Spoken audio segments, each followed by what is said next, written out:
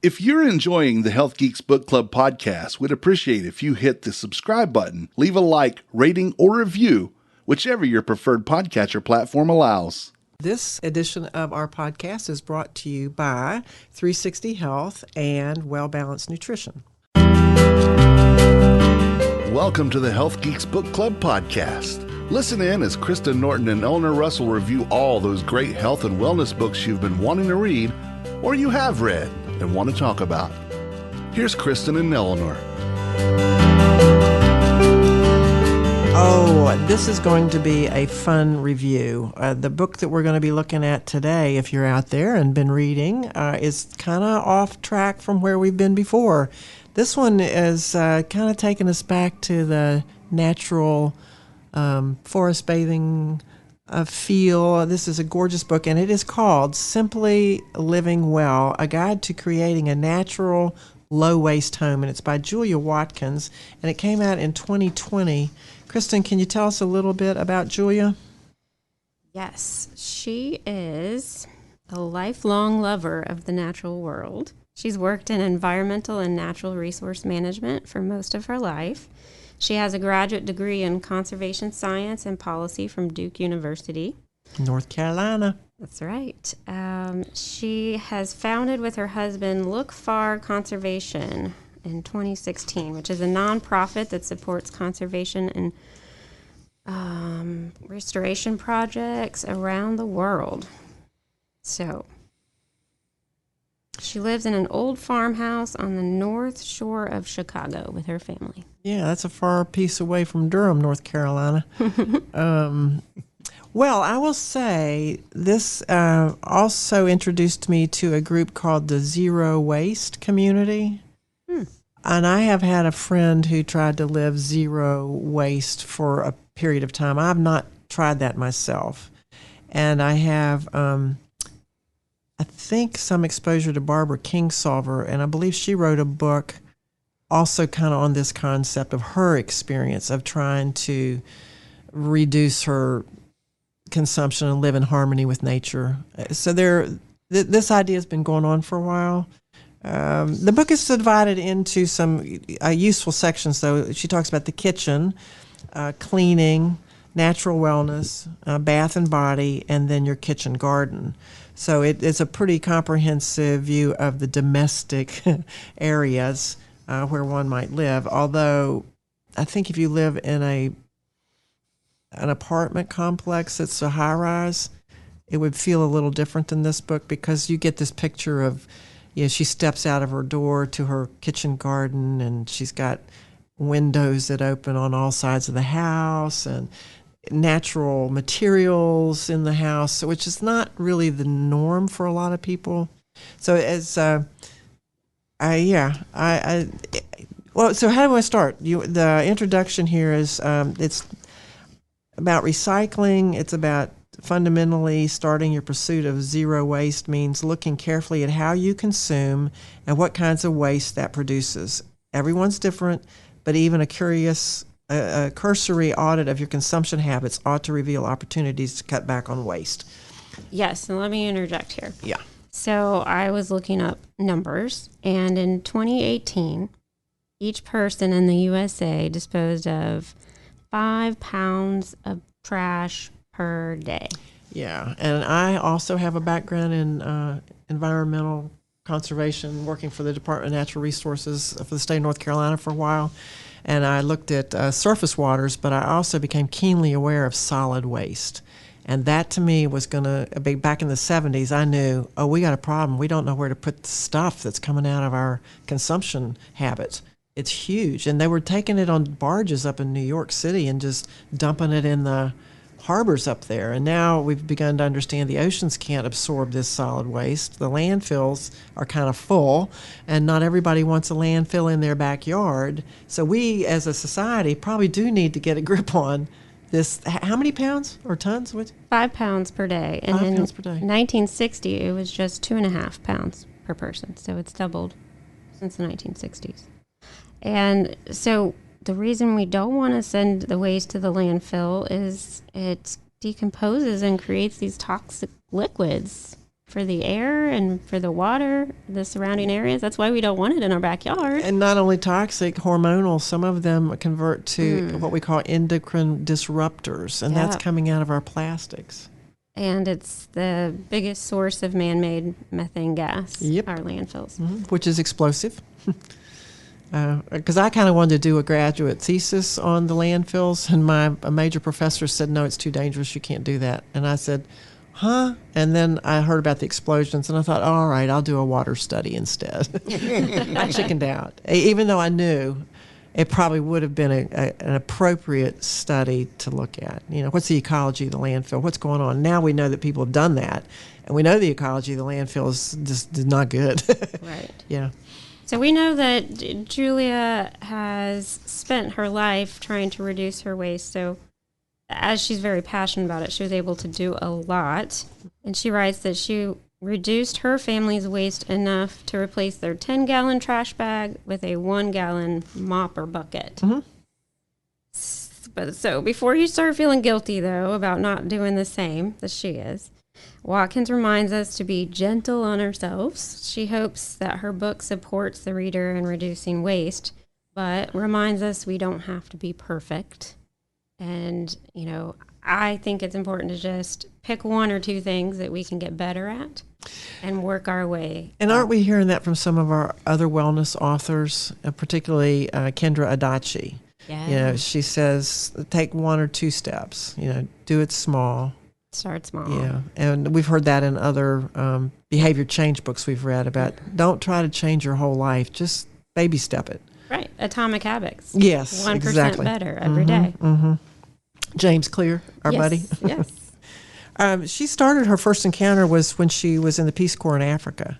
And I think that influenced her, don't you? Because she was living in a very different culture where things were not available. And you did with what you had. Right, and she saw people in the community just reuse and reuse these materials until you couldn't reuse them anymore, and that inspired her. Which is a good exposure. Yeah. We're creatures of comfort, though, and it seems like since we have a much more American lifestyle that's much more hectic than it used to be, meaning that we're out of the house more hours, and we live in cars a lot, that we're stopping for quick fixes, whether it be groceries, food, or entertainment. You know, there's a lot of waste. Exactly.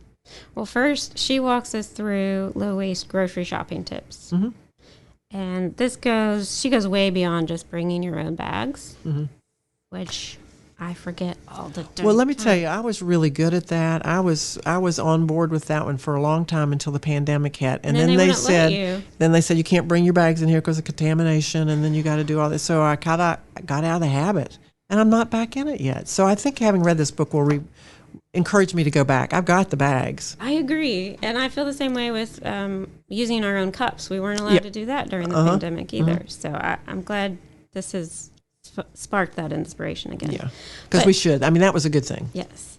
But here's what was really upsetting to me as a nutritionist is that if you go to the grocery store trying to avoid plastic, so often you're forced to choose between eating well or protecting our environment. And I hate that, right? Because our busy lives, I don't predict that they'll change anytime soon. No. And we still want to live healthy lives and eat healthy. So then now we have to feel guilty because we're choosing the chopped fruit and vegetables that come in plastic, or a salad that's ready to go in plastic. If you do meal kits to try to cook more at home, those are going to come with a ton of plastic. Do they? I have not ordered. I used to get a farm share box, and it was a cardboard box with no wrappers. But these meal services like HelloFresh, they come with plastic and... Oh, yeah. Lots of little containers. But nice whole food, right? Yeah. I mean, that's what I'm saying. So it's nutritionally, yeah. But that's what's so upsetting to me is because it feels like you can't win because you want to take care of yourself and you want to take care of the environment. But sometimes the more you do to take care of yourself, then you're produce or, you're getting more waste. So, but even non-convenience items are going to come in plastic. You think your meat, your bread, your cheese, your coffee. Double plastic sometimes. Double fruits and vegetables. Like there was a cucumber the other day that was wrapped, each one of them in plastic. Oh, have you teared your own little vegetable bag? You know, because when you go through the produce section, they have the plastic. And then that helps the checkout person weigh it or whatever. They say now you should get your own little vegetable bag and bring it in and get them to tear it and then write the weight on it, and then when you go through the checkout they'll deduct that weight of the bag. They do that at Whole Foods, but do they do that at Lowe's and Harris Teeter and Publix? No, I have those bags. I have mesh bags, and some of them have the tear weight on it. But can they deduct it at the register at these other stores? It's so small that I don't even know that it matters. It's really, like, you get those mesh bags and it doesn't make a difference. But I don't think that they're subtracting it. Yeah. To be honest. But, so here's my argument, is that I think the food companies and grocery stores need to step up and make a change. Because right now, for so many, it doesn't feel like we have a ton of choice. Unless we have the time and money to afford to always go to Whole Foods or the co-ops and the bulk places. Bulk. And I kind of had a reaction to the bulk thing. You know, like, okay, I'm going to stick my hand or scoop into that and touch the scoop, put it in there, and then that's going to touch the food that I take home. And I'm like, that's why we moved to the individual packaging at one level, was to keep it somewhat sanitary. Right, and the pandemic just solidified that. And moving it around the country, you know, in trucks and trains and boats and stuff, and planes, that protected it. And we went to plastic because it's lightweight, glass is breakable, and it's heavy. And so that causes more fossil fuel consumption and transport. I mean, there are all sorts of layers to this conversation. Oh, yeah. And so bulk food. My argument about this, I am old enough to have lived many years, and I used to love to live this way. You know, like when I was just starting out and wearing my flannel shirt and growing stuff and canning everything, and just had a lot of time. Nice. Well, when time evaporates with a profession and a career and children and cars and the things that Americans struggle with, which is, our problem, because when she was in Africa, they don't have those problems. Right. But it is a condition of the lifestyle here. And the time was, I wore it, and I got older, and it's like, it's not worth it, folks. I have to take care of me too. I have to have some downtime. I have to have some quiet time. I'm supposed to exercise. I'm supposed to, laugh, and I can't do that if I'm working all the time. And I remember sitting at my grandmother's house, who was a sustenance farming lady. She and her husband lived on the side of a hill in West Virginia, and as one does. Yeah. And a beautiful view of the mountains. I mean, gorgeous place to live. And I said, I don't want to live the life she's led. I mean, she gets up at 4 a.m. She's making those biscuits because the guys are going out in the fields. They're coming in. She has to have 3 meats and beans and everything else on the table. And by the time she gets done with that, she's got to make another. She's got to do the laundry. And she has one of those winding, it didn't have electric washing machine. It was I can't even remember what it was. And she had to make her own lye soap. Didn't have to, but she did. That was what she had learned as a young woman in the late 1800s. And, I thought, God, this is exhausting. Well, as a 55-year-old going back and sitting on that porch, I thought, I think she had a great lifestyle. And that's what this woman is talking about. There are some joys in this slow, domestic, nurturing, touching of everything that you handle to provide for those you love that is so enriching in a life. So I hate that we've lost some of that, because when you just unwrap things and throw it in the trash, you're not really putting that energy of love into the food. And so I don't know. There's no perfect way, and I think this author admits that too. Yeah. And she's in the beginning admits that she has done the convenience things sometimes, and when her kids were young. So yeah, she's not perfect either. Well, my favorite tip though from her is to create a low waste shopping kit, because I've already admitted I forget my bags. They're in the kitchen. I need to get in a routine of putting them in the same place. But I like her thought, because she takes it a little step further than I have. Place a hook by your door and put your reusable shopping bags, your produce bags, your bread bags, which I have yet to do the bread in the bag kind of thing, your glass jars. I like this, a coffee mug and a water bottle and a straw, so that, if they will let you do that, because a lot of times I end up there and I'm like, oops, I didn't think ahead to bring it.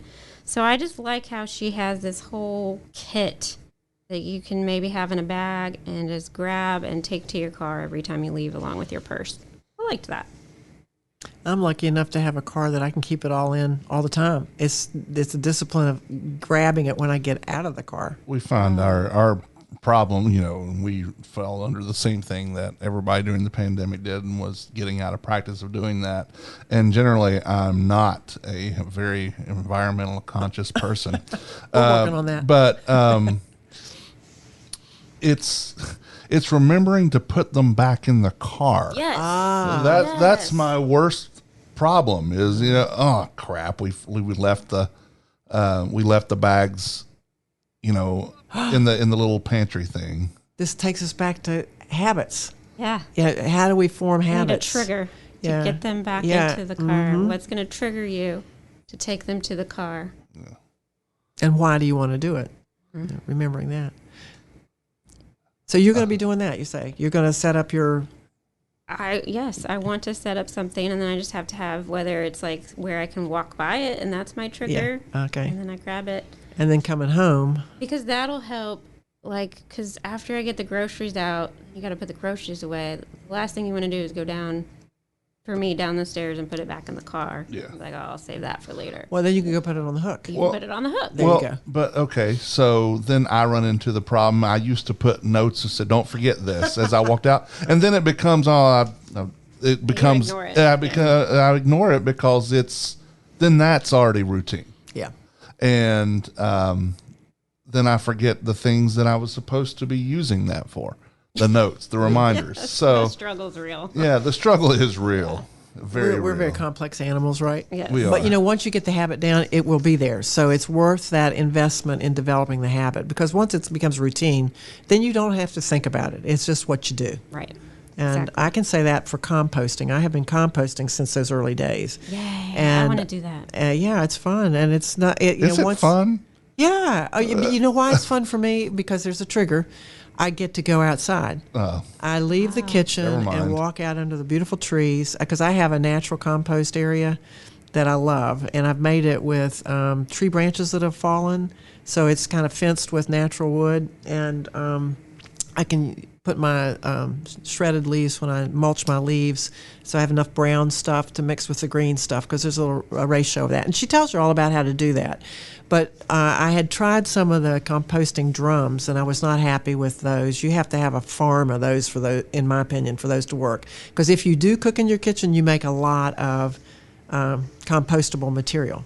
And some people put it down a garbage disposal, and then that's organic waste that's going to the waste treatment facilities and stuff. Or if you have a septic tank, it overloads that. So composting is great. It makes new soil. So do you have maybe one tip for someone who's just getting started with composting? Can you start small with composting? Oh, yeah. I would say the thing is to collect the materials. So you have to have a bin in your kitchen. Okay. And there's some really nice ones available now. And she has a couple of them pictured in the book. They have lids. They don't smell. And that idea of finding a place that you want to put it. But your coffee grounds, if you make coffee, and she says don't use the little plastic cups. You want to use, like a percolator or a French press, which there's no filter. And if you do a filter, use the filter paper that's biodegradable. It can go right into the compost. So those of us that love coffee, it's not a problem. Yeah, I have a ton But of just coffee thinking it greens. through and having a place, having a time and having a schedule. Awesome. She does a lot of recipes in here in the book, and they're all sort of circular recipes. Like you make something and you have something left over. Well, here's a recipe to use that leftover. I loved that. Yeah, so she encourages you to avoid plastic by making your own condiments, dips, dressings, hummus, milks. Oh, no, that's so simple. It really is. Folks, if that scares you, come over to my house. I'll help you. I think it's simple, but it does take time. But so for you have example, a food processor, it takes you like 5 minutes. For example, she has you make your own almond milk, which I have done before, and then I didn't know what to do with this almond pulp. So Where I threw did it you away. find their nipples? Pull up a stool and get that almond. Almond juice. Okay. So she even has a recipe in here for what you do with the almond pulp. You make crackers out of it. Same with, like with food scrap simmer pot, right? If you've got food scraps, you can put it in some boiling water and make your kitchen smell really good. Yeah, or you can make your vegetable stock. Or your vegetable stock, yeah, absolutely. Although that always bothers me a little bit. I don't really want to throw the end of my carrot into a pot and then eat the juice that came out of it. That's kind of like, just not appetizing to me. I don't know. And then the onion skins, and it's like, I don't know. Well, this brings me back to a lot Kendra. of flavor, though. Is it in the onion skin? Yeah. I'd just as soon dye a T-shirt with that. Whatever red onions. works best for you. No, this brings me back to Kendra Adachi. And, her whole thing is to keep it simple and... Her lazy genius way. Her lazy genius way. What matters to you? Mm-hmm. So we might talk about this later. But she was talking to somebody about... They were freezing their food scraps, right, to make their own stock. But it was just cluttering up their freezer because they were never really going to make that stock. Yeah. So it's okay if it's not your jam right now. Don't worry about it. Just pick another thing that you want to do. I go to the Outer Banks every now and then, and if you're listening, my friend, I love you. We have to collect all the leftovers and put them in a plastic bag and put them in the freezer. And then she does bring them home and make stock out of them. Oh, good for her. And I'm thinking, we're on vacation. And I got to get that back 4 hours. Okay. But anyway, it's good stuff. What about she has all these wonderful smells, and I like that. She talks about the essential oils and talks about fragrances, and I do like the recipes because I think you'll find something in here you're going to want to try. It's like, ooh, that looks interesting. I'd like to make some rose water, and use that as an astringent on my face. Yeah. I don't know. Tons of great research. I feel like this is a good book to keep around, and year after year, you're going to come back and find something that, oh yeah, I can make that, and you'll be ready to make it. Yeah, the herbal bath tea. Did you see that recipe in here where you take a quarter cup of dried herbs and you put it in a little muslin bag? And it could be things like lavender, chamomile, and peppermint, or eucalyptus and thyme, and then you put it over the faucet while you run a bath, and then let it float in the bath for a while, and then you hop in and take your little soak. And lots of us don't take time to take that soothing bath anymore, and most houses are removing their bathtubs. I did. Yeah. So I think this is something that may be lost that really is a good self-care habit. I know when I talk to some of my clients, I talk about, your sleep hygiene. How do you get ready to unwind so that your sleep can be initiated? Because when we look at sleep, it's got structure if you can't get it started. And sometimes these, a little warm tea and a soothing bath kind of unwinds you and you're ready to go to sleep. Mm-hmm. And so she has some ideas how to help people with that are easy to do and might be kind of fun. Have you ever dried herbs? I haven't. Yeah, it's an interesting. Like I said, I've lived a long time, so I remember going by the creek bed and picking the peppermint, and I didn't know that you could dry it. And the elders said, "Yeah, you just tie it with a string and hang it, in the attic." I've done that with roses before. Yeah. Never. Yeah. And then she tells you how long, not to let it wait so long. I don't think I got that information, so mine got a little too hot, maybe. But anyway, I then dried the orange peels. I got the cloves. I made a really nice dry herb tea thing. It took a lot of time, a lot of collecting, a lot of prep, and then I had just this little bit of stuff. That's all you get for all that work, but which is the thing, there's a lot of work that she's talking about to live this way. Absolutely, and you talked about your grandma's lifestyle, right? And she talks about this is the book my grandma would make that I didn't have, but yes. I've worked to learn it and to share it with you. Yeah. And that just made me think, she must live out in a farm area or whatever, and has created a very slow, slow, natural life for herself that's not the norm. Yeah. Well, in Chicago, I imagine she's part of that urban revitalization movement, maybe, where instead of planting grass in these small postage stamp lots, you actually plant stuff that you're going to consume. I've seen those like on, I don't know, Facebook. It's a picture of a lawn, and then it's like, but we should have. And then it's this beautiful orchestrated garden as instead of just a piece of grass in the front yard. I'd love to do that. Mm-hmm. Yeah. I just don't have the green thumb. Yeah, so that might be another book she'll come out with, because she doesn't talk about that in here. I just am speculating. But she has salves that she makes, the balm with beeswax, and this bentonite clay, which I'm not familiar with, that is a fine powder that she uses to make clay masks and other things. So she introduced me to some ingredients that I was not familiar with, but you're going to have to buy from somebody. This candela wax, cedarwood essential oil. I don't think you're going to make that. You're going to be buying these things from somebody. So even though she's going back to the zero waste, there's still some consumption, because you can't make everything where you live. But you minimize. And yeah. Yeah, some really neat things. Citrus, peppermint, foot soak. It sounds lovely. Oh, and I do agree with her about the exposure levels that we're getting these days.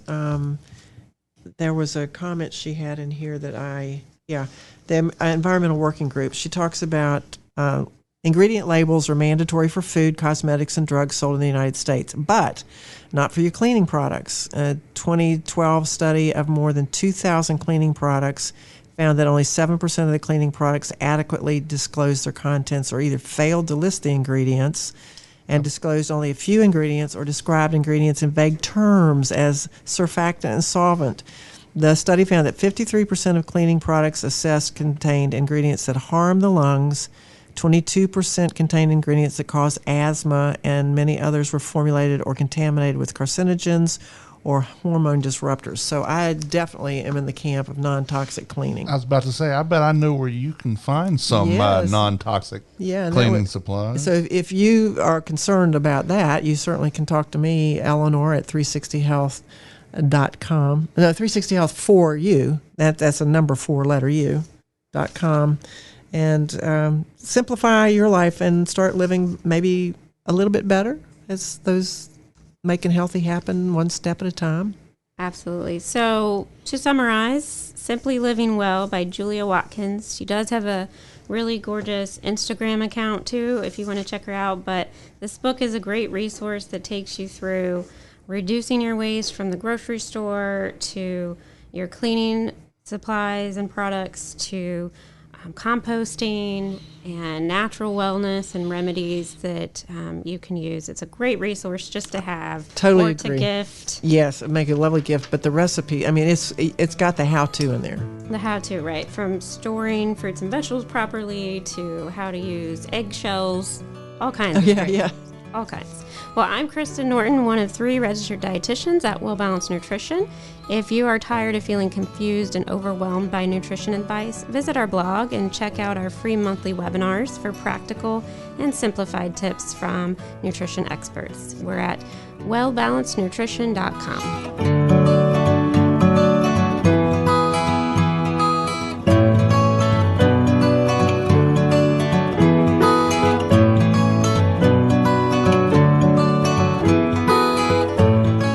Views and opinions stated in this podcast are solely those of the contributors and are not necessarily those of our distributors or hosting company. This podcast is copyrighted, and no part can be reproduced without the expressed written consent of Kristen and Eleanor.